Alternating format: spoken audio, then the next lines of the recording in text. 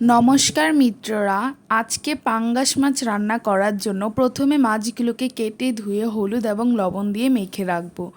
কড়াতে তেল দিয়ে দেব। তেল যখন গরম হয়ে আসবে তখন এর মধ্যে পাঙ্গাস মাছগুলো ভেজে দিব। দিয়ে সাথে সাথে ঢাকনা দিয়ে দিবেন, কেননা পাঙ্গাস মাছগুলো ফুটে কিন্তু গায়ে আসতে পারে।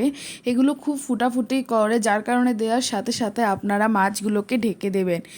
এটা অনেকটা কাজে দিবে, না হলে ফুটে চোখে মুখে পড়তে পারে আপনাদের, তখন আবার অন্য কেলেঙ্কারি হয়ে বসবে। আমি মাছগুলোকে ভালোভাবে ঢাকনা দিয়ে উল্টিয়ে পাল্টিয়ে ভেজে নিচ্ছি ঢাকনা খুলে। আপনারাও এভাবে মাছগুলোকে উল্টিয়ে পাল্টিয়ে ঢাকনা দিয়ে ভেজে নেবেন।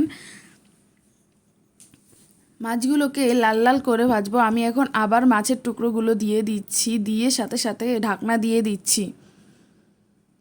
ঢাকনা উঠিয়ে আবার উল্টিয়ে পাল্টিয়ে মাছের পিসগুলোকে সাইড করে দিচ্ছি, যাতে ভালোভাবে দুপাশ ভাজা হয়ে যায়।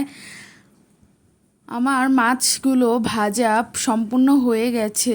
এখন আমি সাইডে করে কিছু পেঁয়াজ কুচি এবং জিরে বেটে নেব। তেলগুলোতে ভালোভাবে গরম হতে দিতে থাকবো পেঁয়াজ কুচি দেওয়ার জন্য। দেখুন আমার সবগুলো মাছ ভাজা হয়ে গেছে। এখন তেলগুলো গরম হয়ে আসলে এর মধ্যে আমি কিছু পেঁয়াজ কুচি দিয়ে দেব। পেঁয়াজ কুচি যখন হালকা বাদামি বাদামি হতে শুরু করবে তখন এর মধ্যে আমি জিরে বাটা অ্যাড করব। জিরে বাটা দেওয়ার পর আমি কিছু মশলা দিতেছি, হলুদ গুঁড়ো, লঙ্কা গুঁড়ো এবং লবণ। লঙ্কা গুঁড়ো এবং লবণটা আপনাদের পরিমাণ মতো করে দেবেন। যে যতটা লঙ্কা খান ঠিক ততটা পরিমাণেই লঙ্কা গুঁড়ো দেবেন। এগুলো দেওয়ার পর আমি ভালোভাবে কষিয়ে নিচ্ছি। ভালোভাবে কষিয়ে নেওয়ার পর একটু হালকা করে জল দিয়ে দেব, কেননা জল না দিলে মশলাটা নিচে দিয়ে লেগে যেতে পারে। এর আগে আমি একটু আলু দিয়ে ভালোভাবে নেড়ে নেব। আলুটা অপশনাল, আপনারা যদি দিতে চান তাহলে দিয়েন, না দিলে দেওয়ার দরকার নেই। কিন্তু আলুটা দেওয়াতেই মাছটা খেতে দুর্দান্ত লেগেছিল। আমি মশলাটাকে ভালোভাবে আলুর সঙ্গে কষিয়ে নিয়েছি। এরপর আমি হালকা একটু জল দিয়ে মশলাটাকে কষিয়ে নেব, না হলে কড়ার নিচে মশলাটা লেগে যেতে পারে।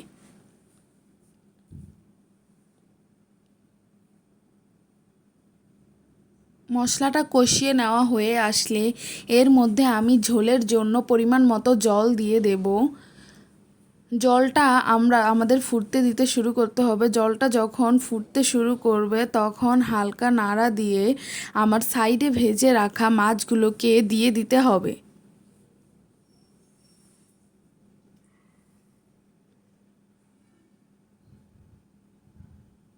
মাছগুলো দিতে সাবধানে দেবেন, না হয় হাতের মধ্যে এসে ঝোল লাগতে পারে, তাহলে হাত কিন্তু পুড়ে যেতে পারে গরম ঝোল লাগলে। মাছগুলো দেওয়ার সাথে সাথে চুলার আঁচটা কমিয়ে দিবেন। কমিয়ে 10 থেকে 15 মিনিট করে এভাবেই রেখে দেবেন, ঝোলটা কমানো পর্যন্ত। এভাবে হয় কি, মাছটা খেতে খুব জুসি লাগে এবং খুব ভালো লাগে।